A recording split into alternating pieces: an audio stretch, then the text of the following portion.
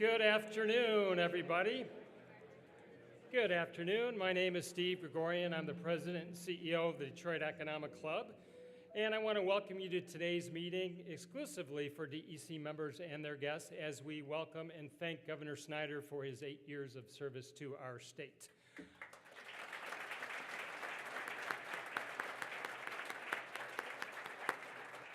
As we get started, I would just ask you to silence your cell phones so we do not disturb today's program. Thank you. And one of the many traditions at DEC meetings is we always begin by honoring our country with the Pledge of Allegiance. So I would ask you to stand and join me. The flag is directly behind me. I pledge allegiance to the flag of the United States of America and to the republic for which it stands, one nation, under God, indivisible, with liberty and justice for all. Kindly remain standing as our invocation today will be delivered by Reverend Dr. Jeffrey Drutchess, Senior Pastor at St. Paul United Church of Christ. And I love how you jumped up. You're eager to do it. Thank you. Always. Let's bow our heads in a moment of reverence and prayer. Oh God, we thank you for this nation and our own beloved state, conceived in liberty and dedicated to the highest ideals of what is righteous and just and fair. Help us to be true to these hallowed ideals, that we may, in everything said and done, serve the common good rather than rude and selfish purpose. Keep us mindful that even the best goals cannot justify callow or callous means, and that honesty, integrity, and a generous spirit always matter. In days to come, renew and fortify us in a commitment to make our home on these peninsulas even more beautiful, prosperous, and clean. Amen. Thank you, Reverend. Please be seated, everybody. We want to give a shout out to our students with us today. As you know, a student outreach program is very important to the Detroit Economic Club, and at every one of our meetings, thanks to the generosity of our corporate sponsors, we love to have students both from high school and colleges. Today is no exception. They got to spend a few moments in a private reception with Governor Snyder, so I want to recognize those students. I would let you know that East Point High School is with us, thanks to Mike Dolson and Key Bank. Wayne County Community College District is with us. Thank you to Gerry Anderson and DTE Energy. Schoolcraft College, thanks to MEDC and Brad Hefner. And Martin Luther King Junior High School, thanks to Tony Michaels, the busy man in the parade company. How about a collective round of applause to welcome our students and thank our sponsors. A couple of things scattered around your room. One is our sponsor brochure. I would be remiss if I didn't say we would not be here today if it wasn't for the generosity of those sponsors, so take a look. Patronize those companies, and if you're not a sponsor, would love to talk to you offline about the many great benefits. Also, you'll see scattered around is our season lineup, and if you looked at your email in the last couple of days, we're really excited to host the NBA Commissioner, Adam Silver, and the moderator of that will be our very own Dan Gilbert. It's going to be a late afternoon session on Monday the 19th, and we'll get you out in time. If you have a table to Detroit Aglow, you'll be out in time. It'll be a great day for you guys. We'll also have a couple of young leader meetings coming up in November, including next week. Will be hosted by Chris Lambert at Life Remodeled, a great story. And then on December 5th, we're hosting Jim Lentz, the CEO of Toyota North America. We'll add more programs, so just watch your email and watch the website. From time to time, I like to highlight the incredible history of speakers at the Detroit Economic Club. Today is one of those days. Governor Snyder, sir, November 9th is a popular date in DEC history. There has been 13 other speakers at the club on this date. Let me share a couple of quick highlights. 1953, George Humphrey, U.S. Secretary of the Treasury for President Eisenhower. Interesting facts, born in Sheboygan, Michigan, and a graduate of the University of Michigan. In 1970, Admiral Thomas Moorer, the Chairman, Joint Chiefs of Staff for President Nixon. And then finally, 1998, Congressman Jack Kemp. And today, sir, we're pleased to add you as our 14th speaker on this date in DEC history. Congratulations and thank you.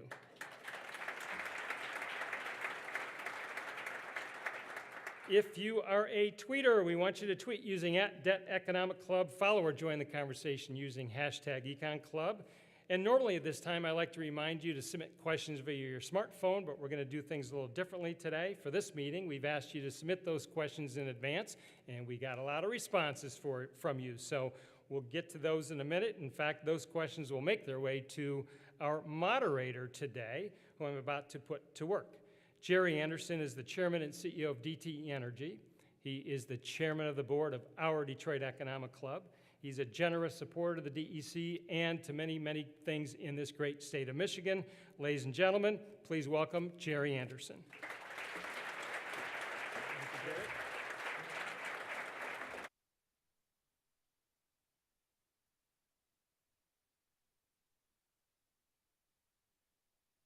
An important event. So we are here today to say thank you, and I think to receive some parting insights and parting advice from someone for whom I have great respect. And he's also someone to whom we collectively are deeply indebted. So 8 years ago, when Rick Snyder was governor-elect, our state was still reeling from the aftershocks of the events of 2008 and 2009, and we were very much still in the teeth of the Great Recession. Our economy was still deeply distressed. Our state was viewed as uncompetitive. Unemployment was high, and the state budget process was broken, to put it politely. When the governor entered office in early 2011,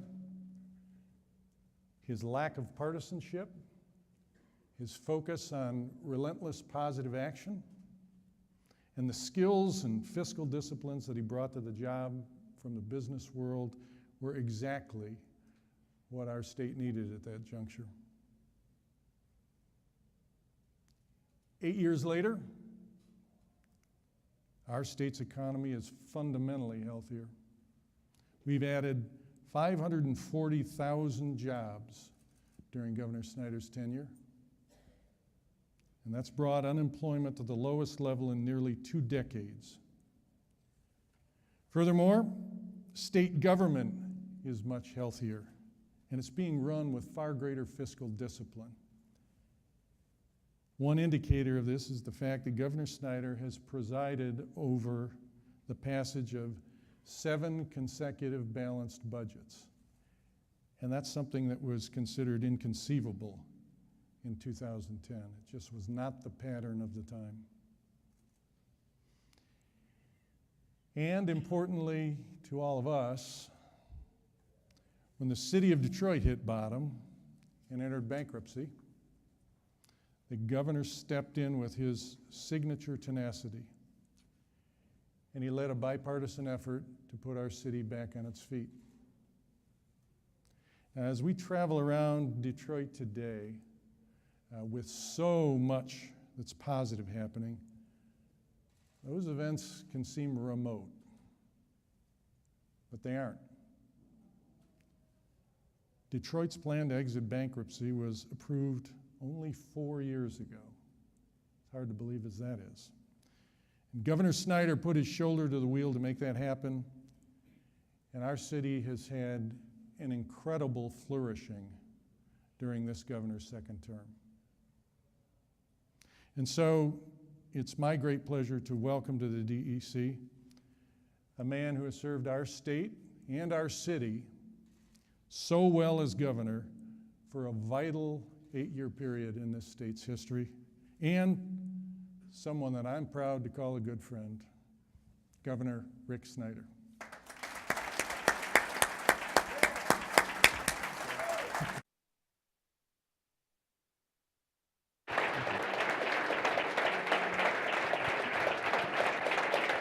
Thank you. Thank you very much. Yeah, please be seated. Thank you. Well, thank you for that warm welcome. Gerry, thanks for those incredible words. I really do appreciate it. Steve, thank you for what the Detroit Economic Club does. It's one of the great assets and institutions that's a living thing that we have in our state, so it's critically important. It's great to have an opportunity to be with you. It was interesting. It was described sort of as a way to get my thoughts. It was given to me as an exit interview. So this is, as I'm going out the door, this is my exit interview. To be open with you, it's a lot easier than my entry interview, which was running for office.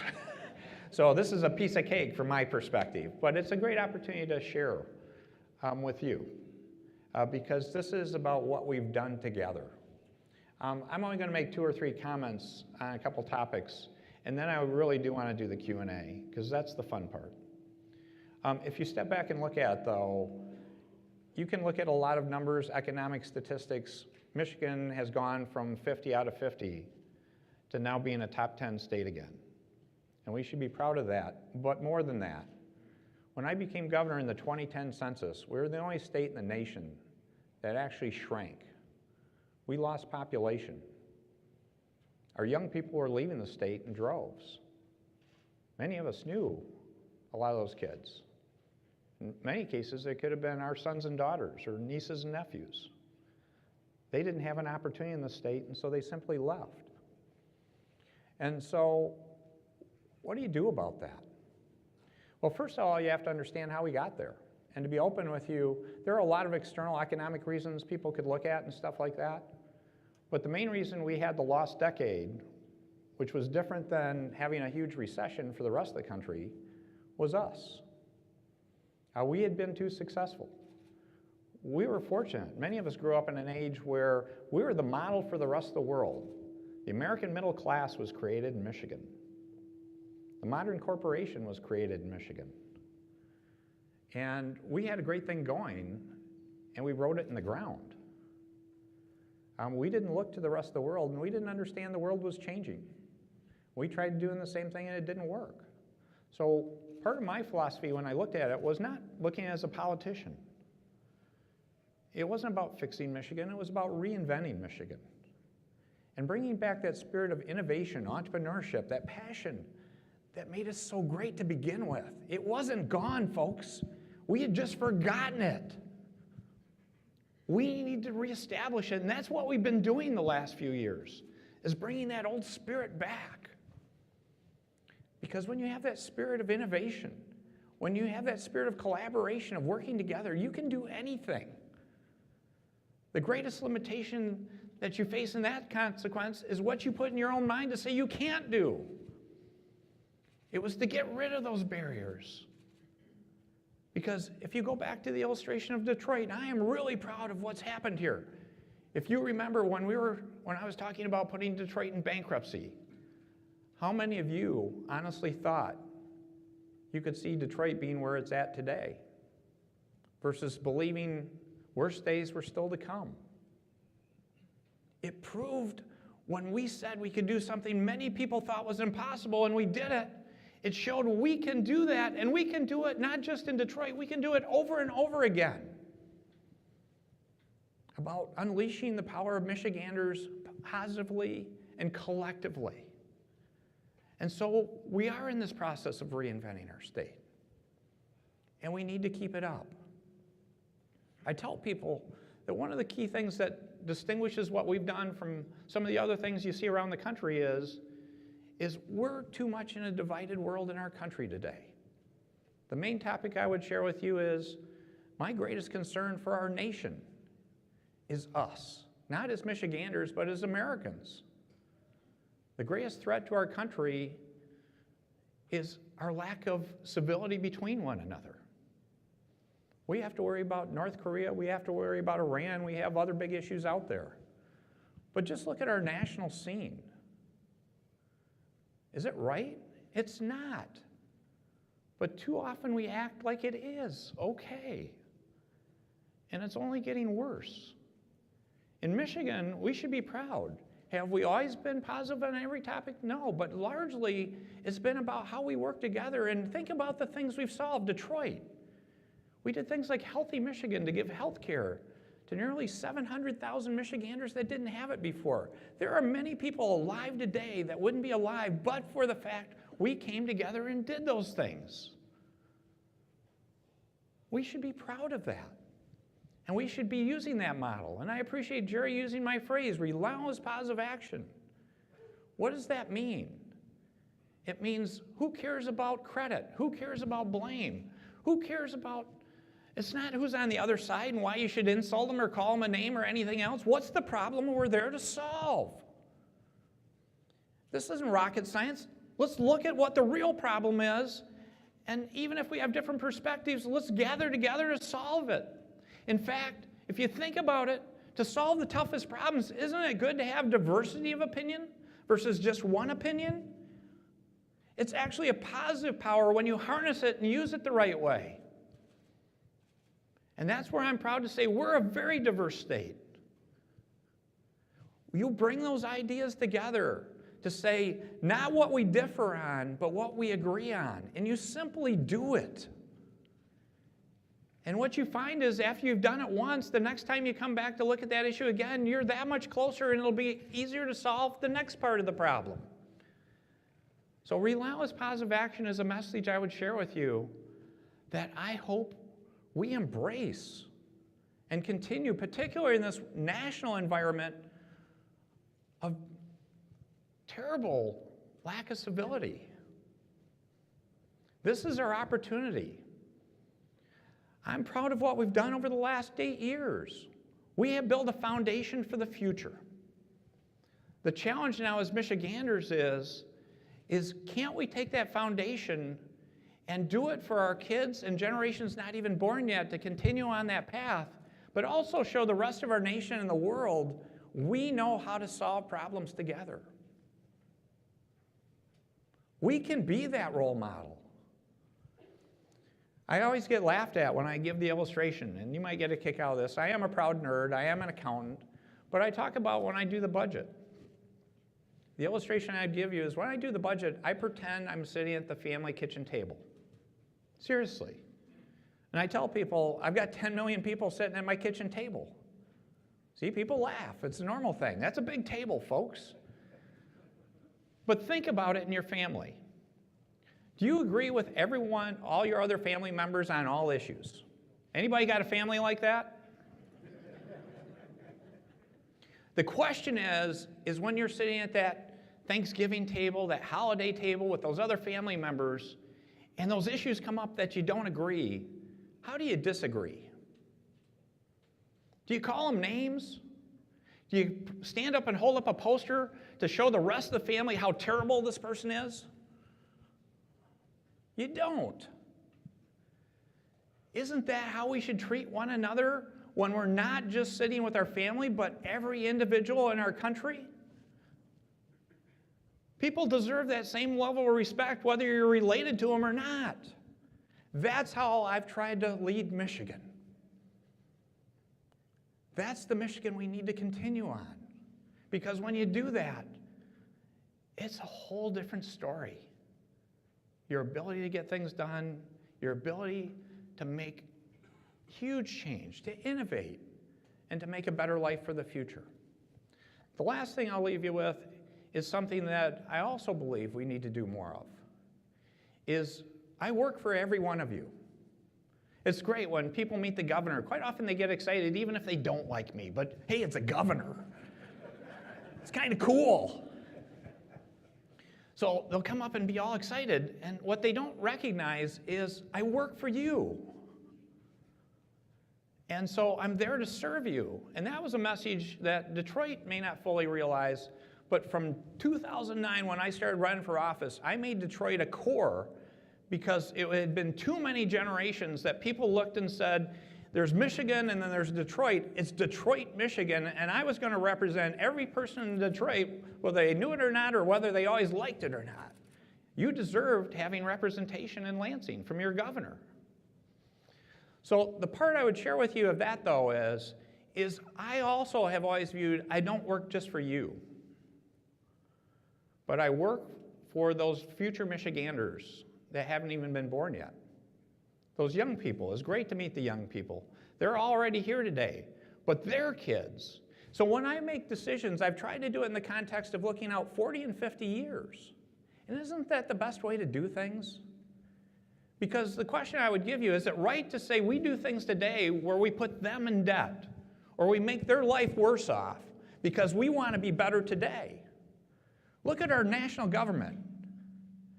Do you know of anyone that can say they haven't seen that happen at the national government?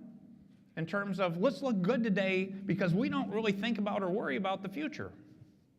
I can tell you in Michigan that you can go to Pride with great pride to anyone in the rest of this country. As a citizen of Michigan, you can look them straight in the eye and say, not only are we better off today than 2010, but those unborn kids, those future generations are better off in Michigan than they were in 2010. That's a cool answer. So let's keep that up too. So just 2 simple messages. They're not easy, but relentless positive action. Let's act like a family. Let's keep civility. Let's be the role model for civility. And then secondly, let's help one another like we're one big family and recognize that it's not just about us, but those people that are coming in the future. And we have an obligation, we have an opportunity to make their lives better at the same time. There doesn't need to be a loser. Shouldn't we all win together? So thank you for the opportunity. It's truly been an honor being your governor. Has it been an easy job? No, some days. But it's been an honor to serve, and that's the way I looked at it. In a simple sense, this was a chance to give back to a family of 10 million I care about. So thanks for that. Gerry, come on up, but thank you so much. I look forward to the questions. Thank you. Thanks. Thank you. Thanks, Gerry. That's great.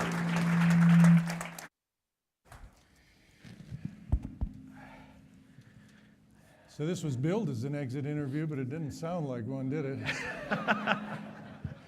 That had to be, well, I was going to say as much passion. That was more passion than I think I've ever heard you speak with before, which says a lot. I was also glad to read, I was reading something this morning about you talking about not coasting out, that you're running to the tape to add to the long list of accomplishments. Do you have that with you, by the way? Oh, the long list, yes.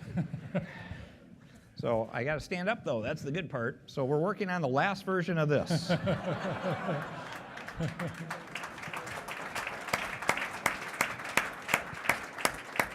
And we are running through the tape. The funny part is, and a number of my team are here. I don't know if they'll think this is humorous, but I told them we have roughly 1 dog year left. So there are 50-some days or so, and we have 37 projects. And I said, by the way, guys, I can add a few more, and we can make this like an advent calendar. Sounds good.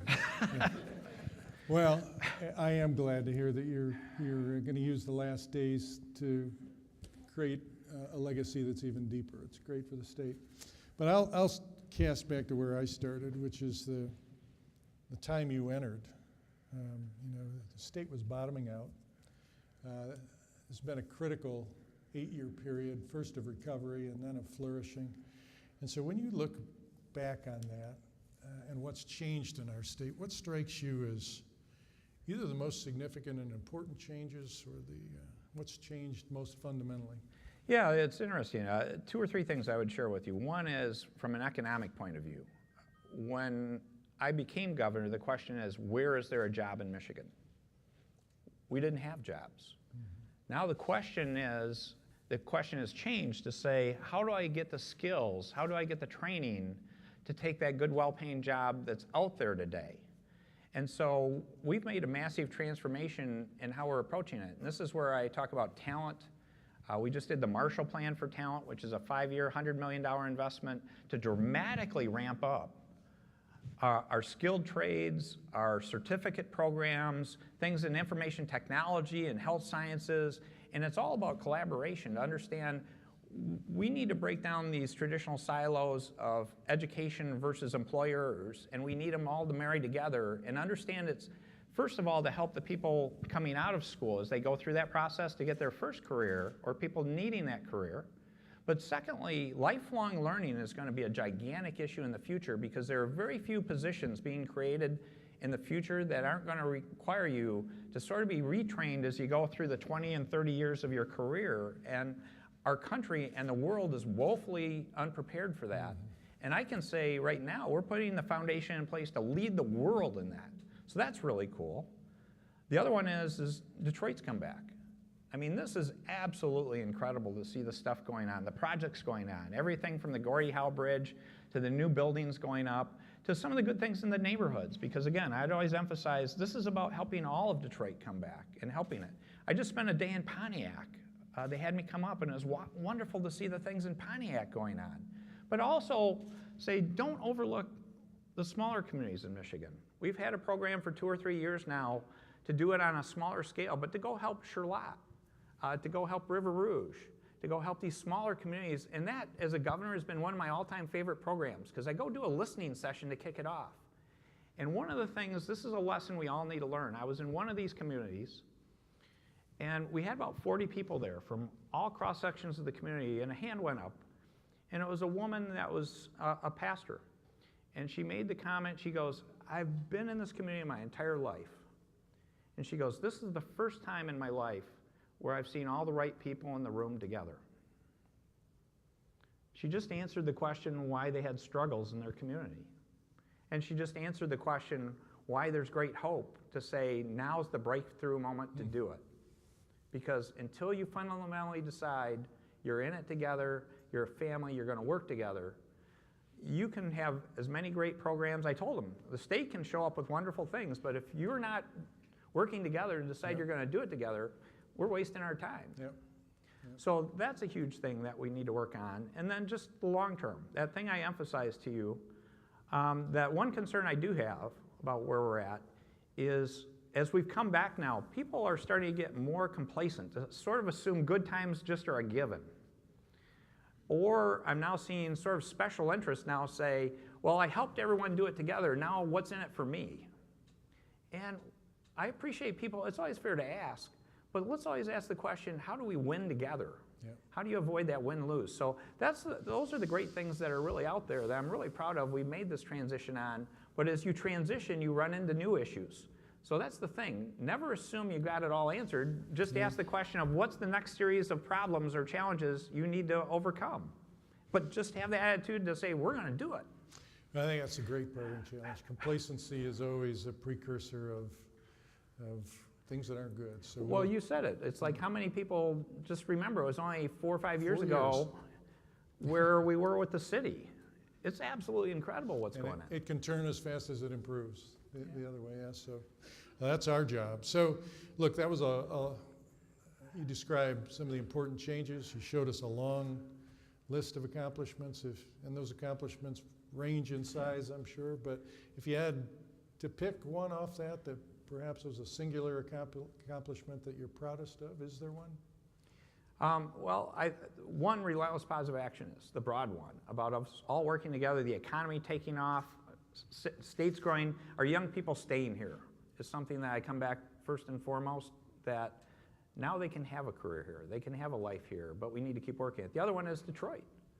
I mean, it is absolutely incredible, and you can't believe the positive power now that brings as I travel the world and talk about where the state's at and such. Detroit is what people look to when they think of Michigan.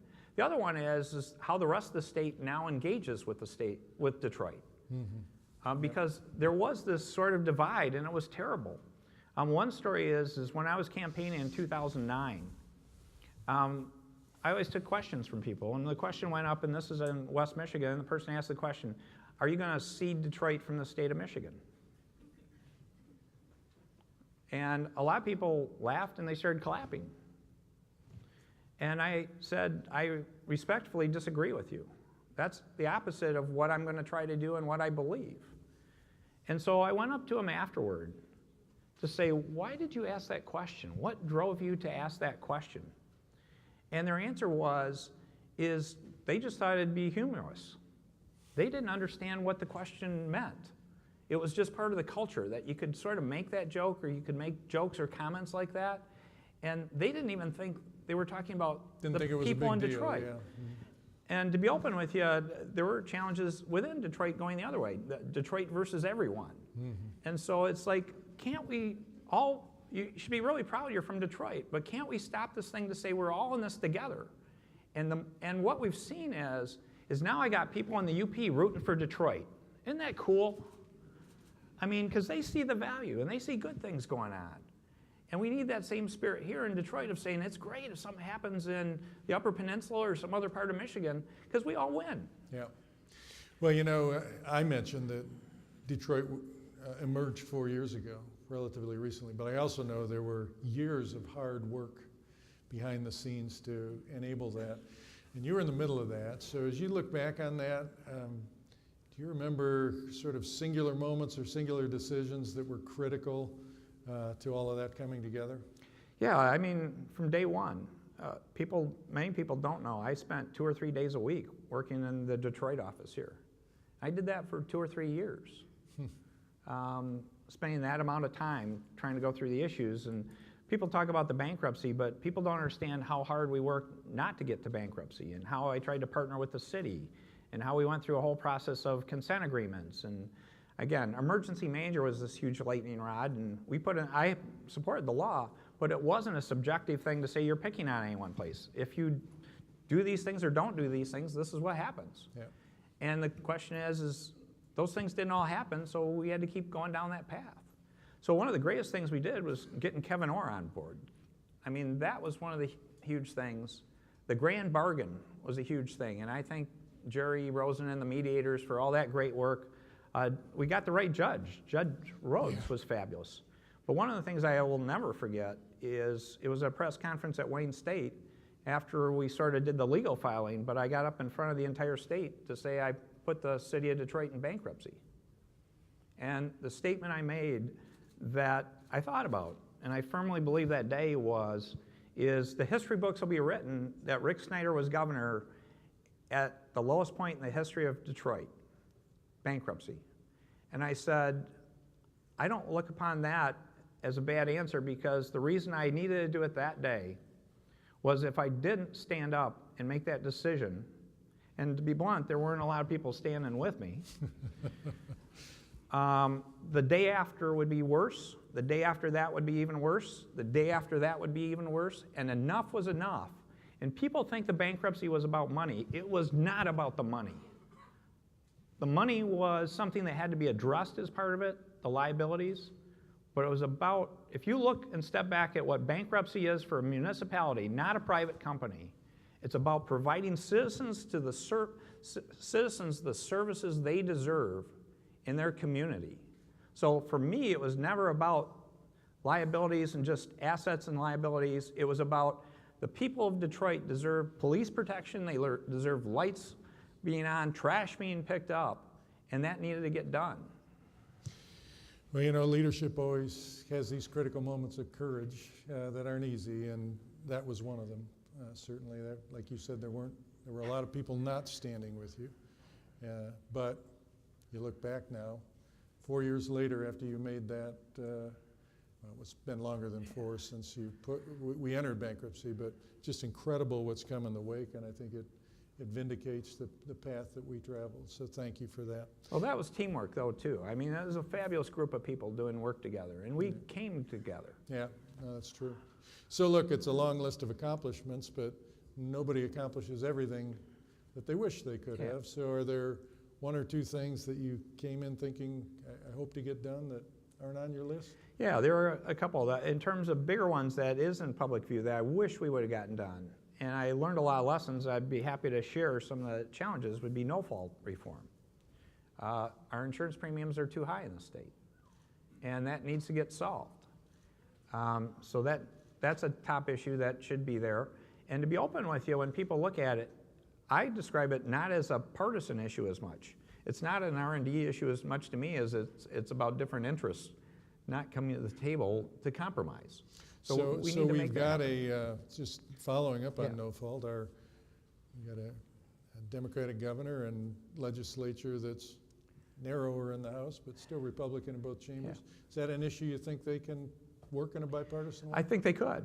And again, one of the things I would recommend to our new governor, and I congratulate her, and to the majorities in the House and the Senate that are Republicans, so we do have divided government, is learn a lesson from watching what didn't happen in Washington this last time, look at relentless positive action, and start by finding 2 or 3 of these common ground issues that you can show success on. try to avoid the polarization at the start. There will obviously be disagreement points on particular issues, but try to get some wins underneath your belt.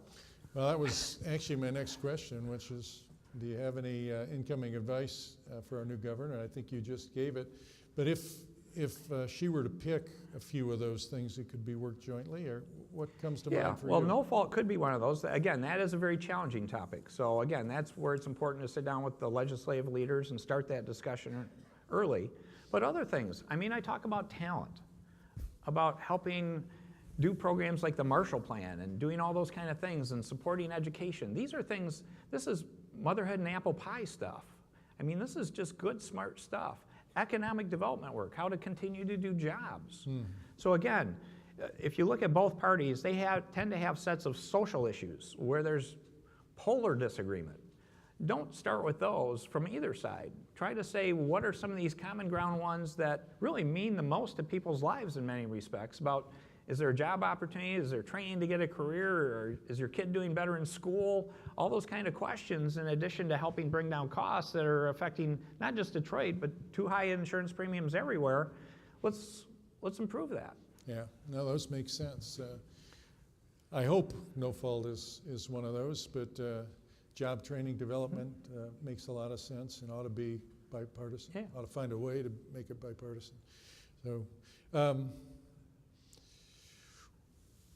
if you were to go from what's maybe most doable on a bipartisan basis to what's the most important remaining challenge that remains on Michigan's plate, do you have any thoughts there? Well, it's just getting people career connected. To give you an idea, it's really, if you look at the number today, so we had over 11% unemployment, 11.2 when I took office, and we actually started a website to aggregate openings. And when we had over 11% unemployment, it said we got 80,000 unfilled jobs. So we have 4% unemployment today.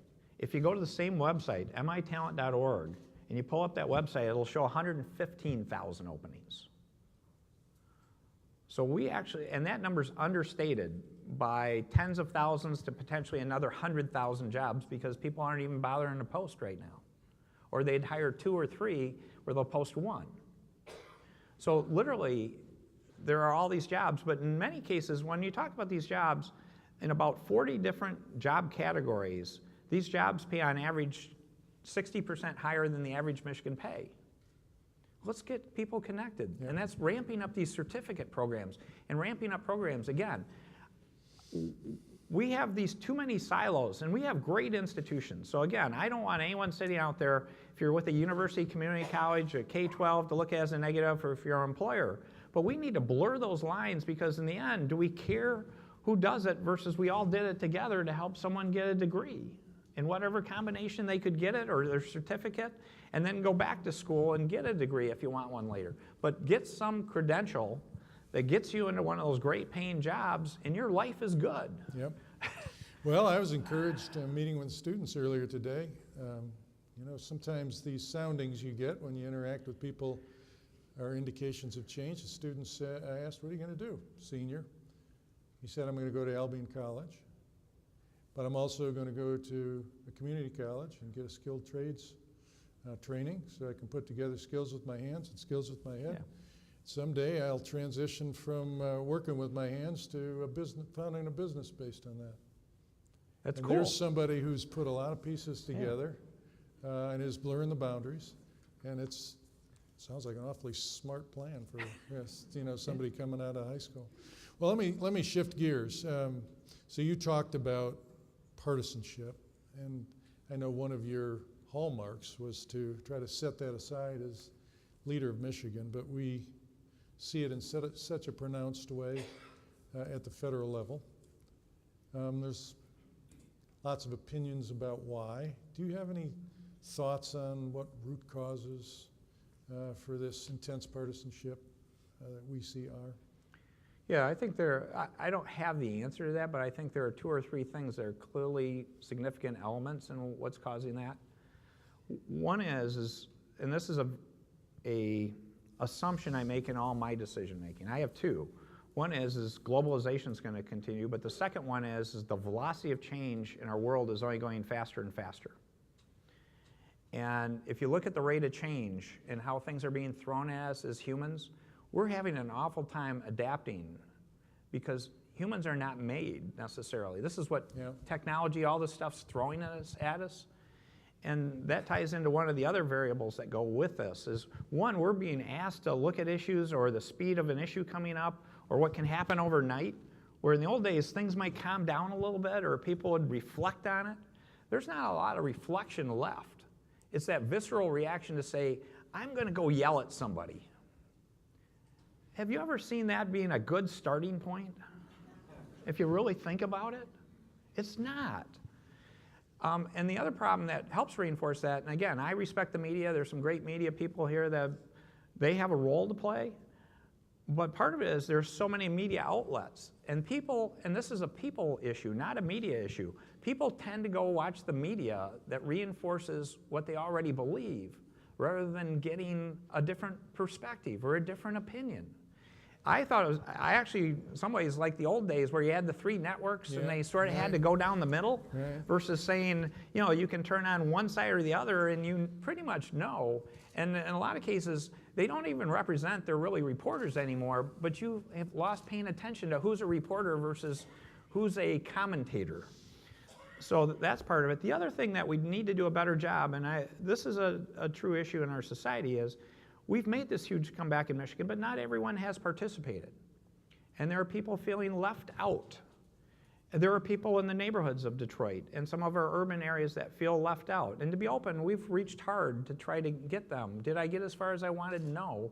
But we've done some cool things, community ventures, some other wonderful programs to help people in that capacity. But what part of the Trump effect that people didn't recognize is there are people that are just as much feeling left out that aren't in our urban areas, that are in our smaller communities, our rural areas, and all those kind of places too. So there are people left out across the board that we do need to be more proactive to say, we hear you, whether you're in a big city or you're out in the woods, essentially. And how do we help bring you up? How do we understand that if we're doing better, don't we have a responsibility? We can't make you do it. You have to solve your own issue, but can't we give you the tools? To help you make that happen. Yeah, to make that happen. And that's like Project Rising Tide as much as we did in Detroit. We're doing it with communities, but we need to make it more personal. It needs to come down to people helping people. That makes a lot of sense to me. One more question from me before I do maybe a couple from that were texted in. What are your thoughts about how you're going to spend your time moving forward? That's easy. Whatever Sue says, my wife. To the degree Has Sue said anything yet? Well, to the degree I got great applause, she deserves it because she's put up with all this, my family. So, thank you. So the funny part I would add is, and I don't know if my office team and everyone else has started the pool yet. So I am going to spend some vacation time. I've made it clear I'm not making decisions on anything until I'm done to sort of force me to take a little time. But then it's clear she's going to throw me out at some point because I'll drive her nuts. You know my personality profile, and it's like I was telling her how I'd be home for breakfast, I'd make her breakfast, then we could go to lunch, and in the afternoon we could talk about where we're going to dinner, and then I could have a nice evening with her, and she goes, whoa, whoa, whoa. Sounds awful, yeah. It was like, get out. Right. Well, we'll wait to see that. So here's an interesting one that was texted in from the audience, I think, is what did you learn about the people of Michigan during your time as governor? There are great people everywhere. And there's a reason people live where they do. And this is where I'd encourage people, wherever you live, go explore more in Michigan. Go talk to those folk. And again, that gets back to that point about recognizing people feel left out in other places. But go explore. I mean, until I was governor, I grew up most of my life in the state. I didn't know Michigan. Yeah. I've been to all 83 counties multiple times. I'm a great trivia person. If you want to know where to get this giant ice cream cone, I can tell you. There are wonderful things going on. And when you sit down and talk with people, and that's something we learned from the Grand Bargain. And that was a case, I mentioned the UP a couple times with Detroit, but we had UP people sitting down with Detroit people. And those are fairly different positions to start from, but they were finding things that they had in common. And so I mean, that's something that's really important. The other thing that I appreciate that applies is public service and the public servants, the people in state government. I've got 47,000 people roughly that work in state government, and the same is true for most of our municipalities, our local people, and all the nonprofit people, our universities and school people. They're hardworking people. They're meaning to do well. The question is, quite often, they're caught in an environment where they don't have the tools to do the innovation and the things they really want to do. One of the things I'm really proud of, and you'll hear more about this hopefully, is we've done 5 employee surveys in the time I've been governor of Michigan for our workforce, our people, our team, and it's dramatic. We've been able to make a huge increase in the number of champions, people that are fired up to work for state government. Literally, that number's changed by thousands in the last 5 years because we went out and said, can you help us be better? So, Governor, here's another that was texted in, and we've talked about divisions and differences in perspective. Immigration's a hot topic. It's a divisive topic, but it's actually an area that you in the past have talked about Michigan being a welcoming place for immigrants. And the question was, do you think Michigan should consider bringing in more refugees that are seeking a better life for themselves and their families? What are your thoughts on that whole area? Yeah, my personal view is absolutely. I mean, I've been there the whole time, and I'm going to go out the door saying I think I'm probably the most pro-immigration governor in the country. It's the Statue of Liberty play, folks. How many people here are not from immigrants? 0, yeah. So the question is we need to have legal immigration. We need to protect our borders. We need to do this in a much more thoughtful way and a humane way because it's not coming at our expense if we did it right. The power of immigration is incredible. And one thing I'm proud of, because again, I'm not there to get in an argument with the president or anyone else about this, but one of the things I was proud of, we created the Office for New Americans. So just 2 or 3 months ago, and we did it for the second time, we had a banquet to give out awards to immigrants and descendants of immigrants that have shown they've created lots of jobs or done great community service in our state.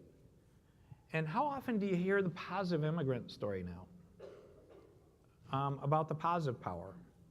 So this is something that, again, instead of making a lightning rod where people are calling each other's names, let's get down to saying we want to grow Michigan faster. If you look at our population today, shouldn't we be a place where we want more people in Michigan? Wouldn't it be good to have more Michiganders? Again, that creates jobs. It creates opportunity. We just have to do it in a way where we're saying that immigrants not getting at the expense of a Michigander, but by having the immigrant, the Michigander's got a better chance of having an even better job. So instead of making a polarizing question, change the question so it's a win for everyone versus a win-lose question. Well, Governor, that answer is very much in keeping with your spirit as a leader, so maybe it's a good place for us to stop. We have a tradition here of he's holding up the 2-minute card at me, and we have a tradition of finishing so that everybody can get on to what they need to on time. But I just want to say good luck on your 1 dog year remaining. We hope you do. We hope you do some really great things for the state in your remaining time left. But I also want to say that we all, in fact, owe you a deep debt of gratitude for the work you've done over 8 years. I know at many times it was not easy, required courage and true leadership, and you provided that, and we thank you for that. So, thank you.